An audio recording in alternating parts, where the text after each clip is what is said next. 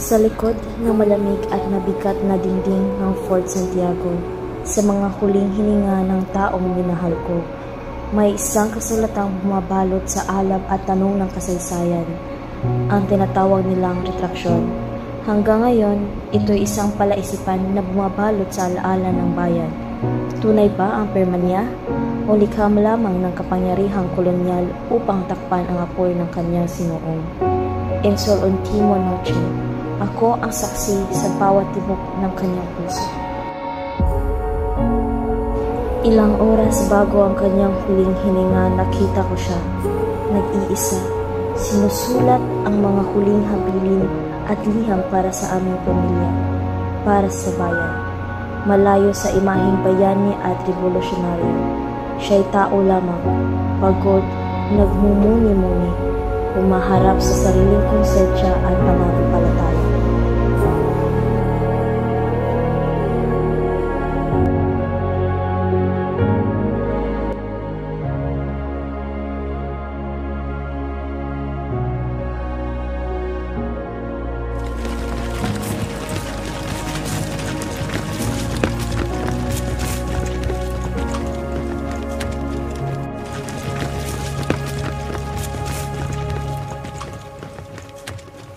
Dr. Rizal, ito ang pagkakataong magbalik loob. Hindi pa huli ang katapusan.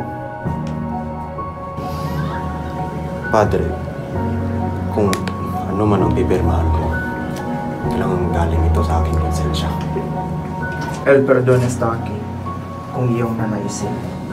Ang katotohanan, yan lamang ang kaya kong panindigan. Sa katahimikan ng gabi, pumasok ang ilang paring Kastila. Bitbit nila ang dokumentong tinatawag ng retraksyon, isang pahayag na nagsasabing binabawi niya ang mga isinulat laban sa simbahan at muli nagpapailalim sa pananampalataya.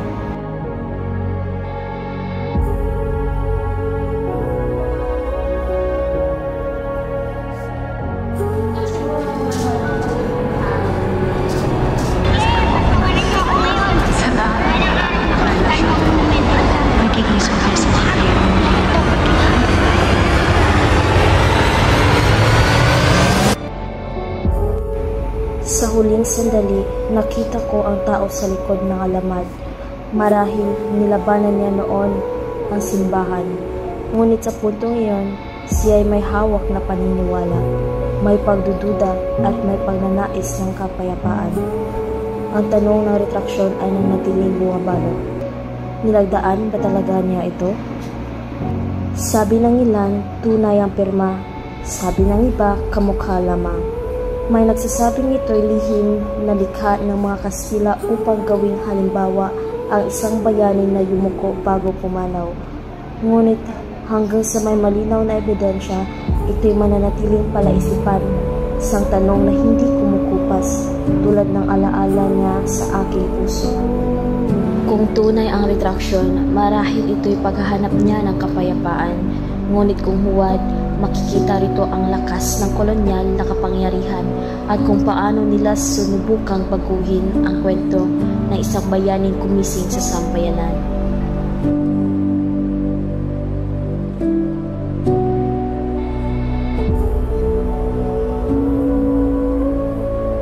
Sa wakas, napagtanto ko, hindi retraksyon ang sukatan ng kanyang dangal.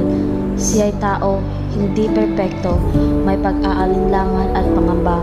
Ngunit sa kabila nito, pinili niyang tumindig para sa kanyang paniniwala hanggang sa huli.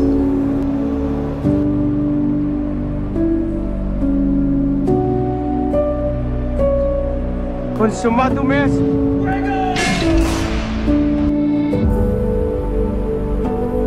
Habang bumabagsak siyang nakaharap sa langit, naisip ko, ang kabayanihan niya ay hindi nasusukat sa papel o pirma, kundi sa tibay ng prinsipyo, sa talas ng isip at sa katotohanang ipinaglaban niya hanggang huling hininga. Siya ay bayani hindi dahil sa pagiging perpekto, kundi dahil pinili niyang maging makatao, at ako'y saksi sa bawat pintig ng kanyang puso.